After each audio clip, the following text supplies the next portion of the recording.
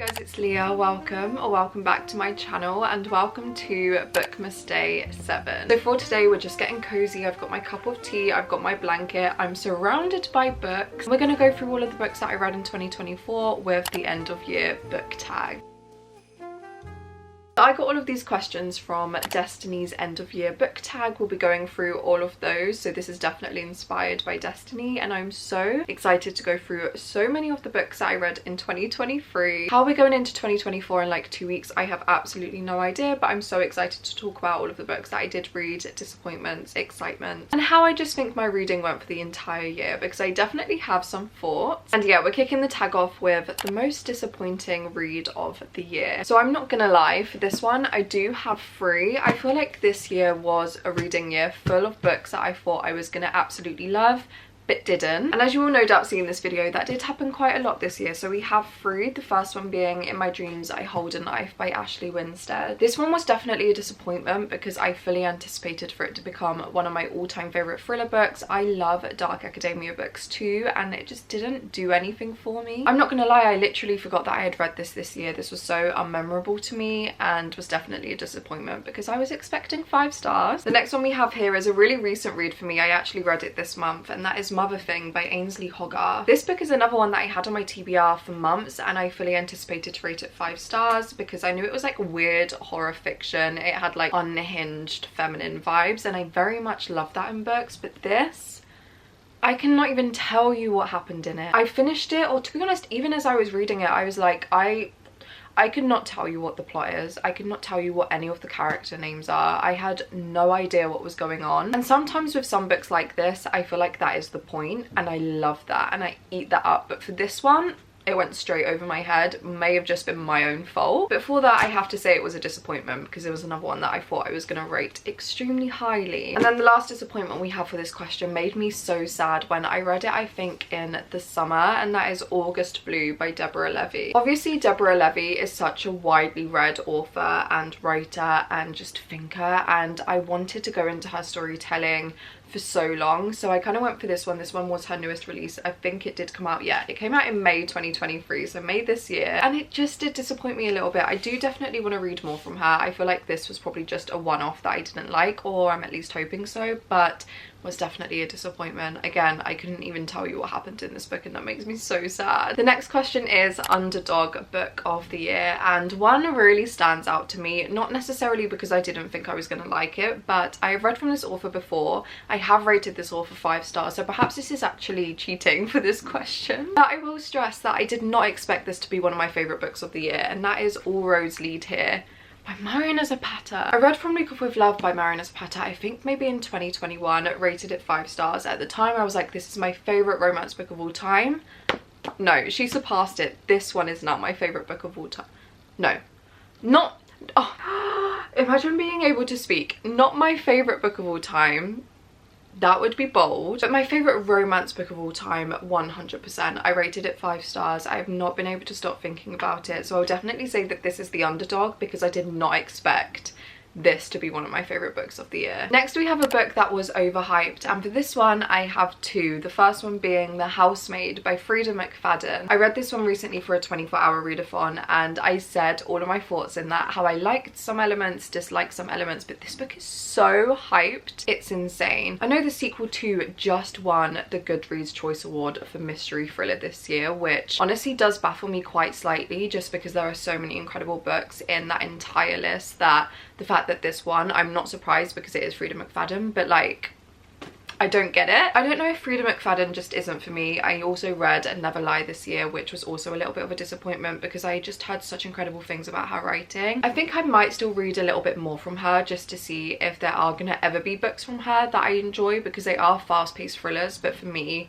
not really my thing 100%, but I feel like I could love one of them at least. But saying that, I said the exact same for The Housemaid, and yeah, it's definitely overhyped in my opinion. And the second book that I think is overhyped is undoubtedly Twisted Love by Anna Huang. It just was not my thing. I found it incredibly cringy and I just didn't like it at all. And I do honestly think that out of all of the books that I have ever read in my entire life, or at least since I've been like tracking what I read, is probably the worst book that I have read in my personal opinion. But yeah, I had to put it in here because I did read it this year. I filmed a vlog where I also read it, which is quite funny to look back on now. But yeah, Twisted Love by Anna Huang, I definitely think is overhyped in my opinion. Okay, this is a fun one. We then have fave couples of the year, and for this one I also have two, already having a repeat. All Roads Lead Here by Marina Zapata. Tobias and Aurora, their entire relationship, the way that they started to the way that they ended, the way that like the forced proximity really like brought them together and tested each other, the way that they sacrificed things for one another so easily, it just,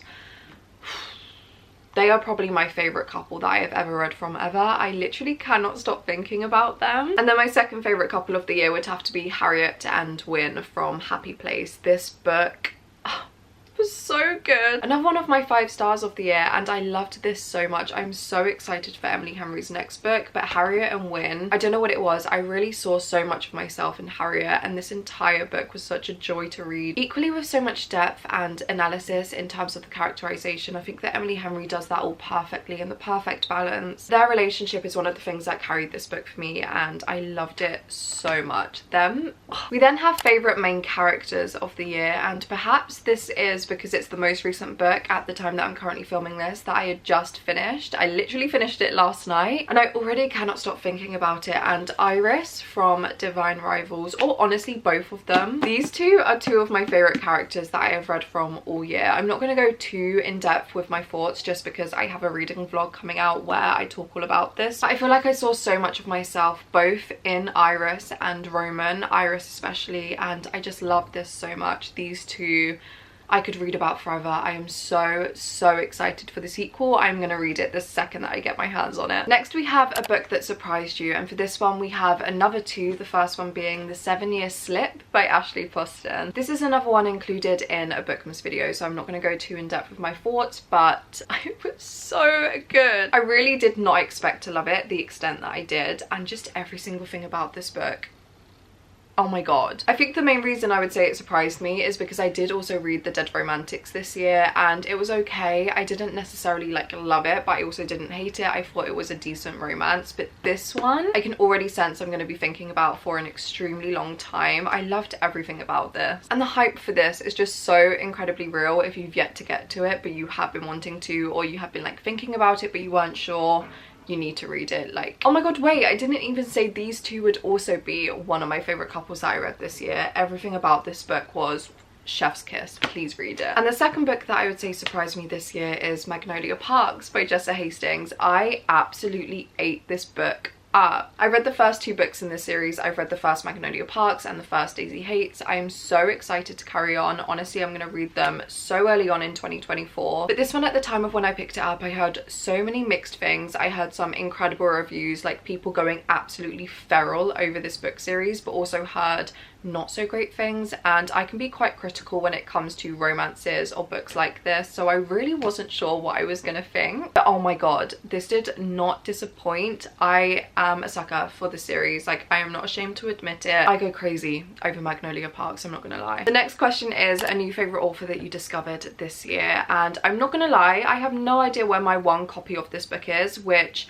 is kind of concerning because I actually met this author, was it this month? It was either the beginning of December or the very end of November, and it was an insane experience. But that is definitely Julia Armfield. Julia Armfield wrote Our Wives Under the Sea, and that is undoubtedly one of my favorite books of 2023, one that I cannot get out of my brain to save my life, and it's devastating. Like, I think about it every single day, like the melancholy of this book, the beauty, and honestly being able to say that an author who I've only read one book from so far is going to become a new favorite author is such a joy. I really need to read Salt Slow, which is her collection of short stories. But she does also have a book coming out in 2024, which is one of my most anticipated reads, and that is Private Rights. Every single thing about this book, the synopsis, sounds like my perfect book in general, on top of the fact that it is Julia Armfield, so I'm obviously going to love the writing. I'm so excited for it, so I would definitely say Julia Armfield. We then have the happiest book that you have read this year, and I'm not gonna lie, I never read happy books, but it would have to be X's and O's by Amy Lee. I can only remember a little bit about this book. I read it in the summer and I remember giggling and kicking my feet and being absolutely obsessed with it. It is like the second book, I think, in the like influencer series that Amy Lee is doing. I believe the first one was Set on You, and I have loved both of these. I think the third one is The Catch, coming out next year, and I'm very excited for that one also because I've loved all of them so far. This one was a silly, goofy romance that I just ate up, and I believe it was Forced Proximity because they are roommates. I can't really remember, but I absolutely loved it so much, and I'm very excited for the third one. But this one, I remember having the time of my life. I binge read it and I probably was the happiest I had been all year. So definitely this one. Going back to a book that I've already mentioned, we then have the most frustrating book that I read all year.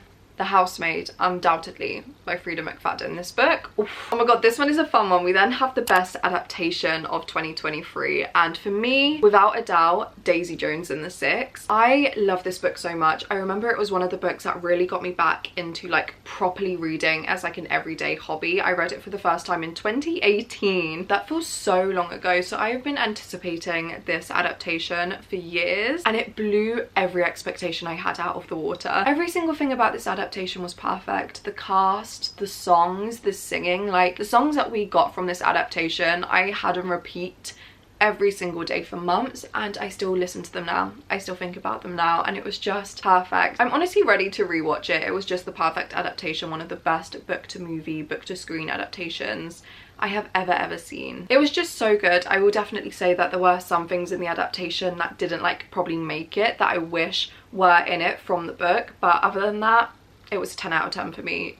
I need to rewatch it so bad. We then have what is the longest book that you read this year, and that would definitely be Fourth Wing by Rebecca Yarros. This is just under 500 pages. I am a short book girly to my core. We will briefly be talking about my 2024 reading goals, but one of them absolutely includes reading longer books next year, reading books that I just don't want to like put any books off because of the size of them, or I want to read books that I've been intimidated by because of the size or for whatever reason. So I would like to hope that next year my longest book is absolutely above 500 pages, but for now it would be Fourth Wing. And in reflection of that, we then have the shortest book that I read this year, and that would be a novella called Six Deaths of the Saint by Alex E. Harrow. This one I remember everyone was talking about earlier on in the year, and I loved it so much. I've since read Starling House by Alex E. Harrow, which I also absolutely loved, but I don't know what it was about this short story or like novella. I believe it was literally like 30 pages long, but it was perfect. It was a dream. It was literally Brienne of Tarth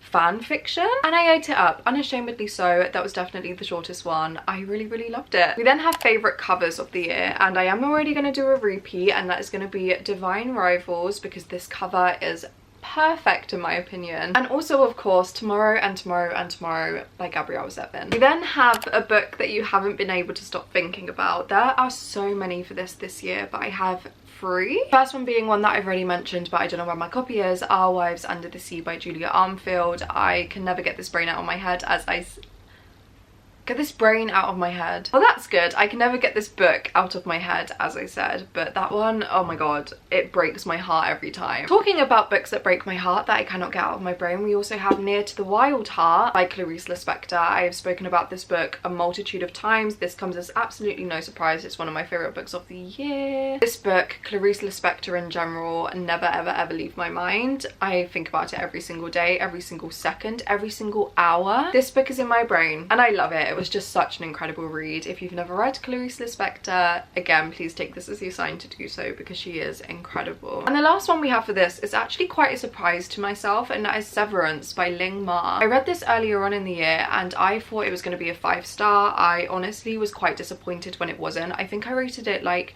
3.5, maybe just under a 4. I remember really liking it but also being fairly disappointed, but this book has never been able to leave my brain, and I'm absolutely wanting to do a reread for it in 2024. I think, I don't know why, I will like it so much more now. It will probably be a 5-star now, to be honest. I just cannot stop thinking about it. But this is like an apocalyptic pandemic sort of read that was published way before COVID even became a thing, and it talks about humanity and consumerism in terms of capitalism and how how things kind of continue even if the world comes to an apocalypse. It was such a unique and fascinating read. The writing style was beautiful, but yeah, I just think about it all the time and I'm due a reread because of it, so definitely Severance. We then have the cringiest book that I've read all year, Twisted Love by Anna Huang. I'm not going to say any more on that. Oh, an unpopular book that I loved. So for this one, this was quite hard because I feel like I've read a lot of popular books this year that I've either loved or disliked, but not really ones that are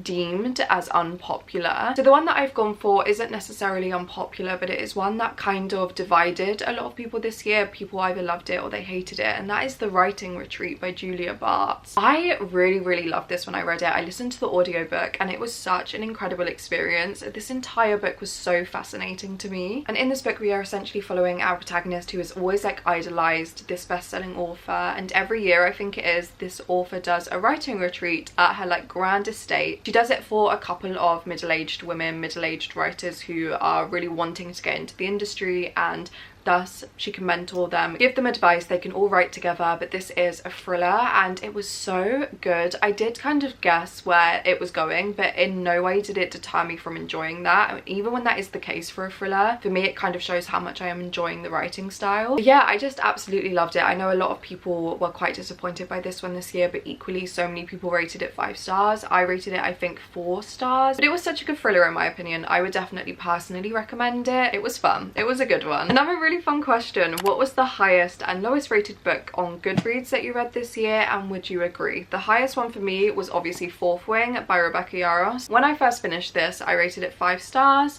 Is it still a 5-star now? No. I think I was very much in my own head obsession, like hyperfixation with this book. I would rate it like 4.5 stars now, but definitely not a 5, so I would agree with that. The rating for this one was 4.61. And then the lowest rated book on Goodreads was The Pallbearers Club with 3.12, and I absolutely would agree with that. If anything, it should be lower. I rated this book 2 stars. I hated it. Then have my favorite quotes of 2023, and there are just so many, but one that has stood out to me and I've like memorized and I think about every single day, and I've been literally talking about it with my best friends for the past couple of days because I just cannot get it out of my brain, is obviously From Near to the Wild Heart by Clarice Lispector, and I'll read it to you just to make sure that I'm saying it right. It is: "Where does music go when it's not playing? She asked herself, and disarmed she would answer, may they make a harp out of my nerves when I die." May they make a harp out of my nerves when I die. Clarice Lispector is so sick and twisted for that, but like, may they make a harp out of my nerves when I die. A harp out of my nerves. What the f***? We then have a book with the most unique concept. We have a couple of this one again, all that I've mentioned by now, one being Tomorrow and Tomorrow and Tomorrow by Gabrielle Zevin. I've never read a book like this before in terms of seeing the creation of a video game. I loved this. I thought it was so fun but equally heartbreaking. It was incredibly written. This absolutely deserved the hype it got this year. But also absolutely Severance by Ling Ma. This entire book and the concepts were so unique. I loved the way that the apocalypse meets consumerism was discussed. It was incredible. And then of course The 7-Year Slip by Ashley Poston, one of the most unique romances I have ever read. A book that you have read that you would reread, definitely, as I've already said, Severance by Ling Ma. I really want to do a reread of this next year. I would also undoubtedly reread All Roads Lead Here just because of how much I loved it, and then I would also reread Near to the Wild Heart, but also another Clarice Lispector that I read this year, and that is The Chandelier. I'm going to reread Clarice Lispector for the rest of my life. She is my favourite author, so definitely those. And then reflecting on what I read in 2023, what are my reading goals for 2024? So I have a couple. I haven't 100% decided on what I actually want like my Goodreads reading goal to be. Currently I'm sitting between 75 books and 100 books. This year my reading goal was 100 books. I have just surpassed it, and I really like putting it as 100 for the past 4 years now. I have read over 100 books, so it feels right to kind of put 100 next year. But also talking about some of my 2024 reading goals, in 2024 I really want to prioritize reading books that I have been putting off for one reason or another. If I'm intimidated by them, if they are like classics that I think I'm gonna love, or like literary fiction that I think I'm gonna love but I don't feel like now is the right time, or I'm just intimidated in general, I really want to prioritize reading those. I also want to prioritize reading my physical TBR. I think I did a really good job of it this year, but I can definitely do better, so that next year I definitely definitely want to do. And with that thinking, they're probably going to take me a little bit longer to read than normal, so for that I am quite inclined to put my reading goal at like 75, but I will probably just do 100 like I always have, and I will hopefully reach it. And then the last question is, after reflecting on 2023 reading, what do you want to prioritize and kind of take into 2024? Definitely, as I just said, reaching for more books that I am intimidated by or have been on my TBR for years for one reason or another. I also really want to explore more or continue exploring more genres. I really explored fantasy this year, what I like in fantasy, and also romance, and I had so much fun doing that, so I want to continue doing that. But saying that, I also want to get back into reading more literary fiction. I read a lot of like literary fiction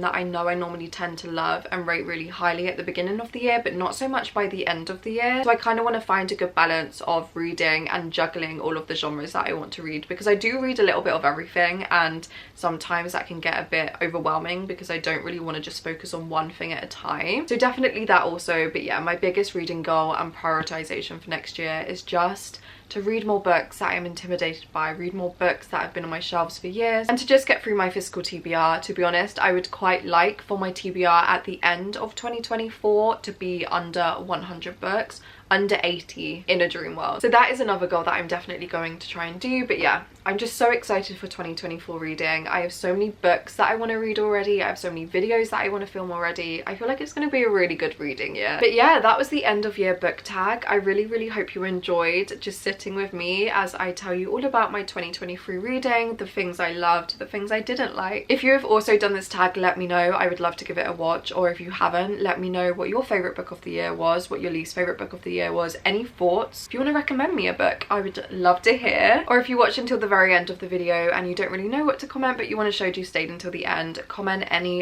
book emoji. As always, if you did enjoy this video and you would like to see more content from me but you are not yet subscribed, please consider doing so. It would mean so much to have you here. Don't forget to give this video a massive thumbs up, and yeah, I hope you really enjoyed day 7 of BOOKMAS. Thank you so much for being here and for spending some time with me, and I will see you again very soon for BOOKMAS day 8.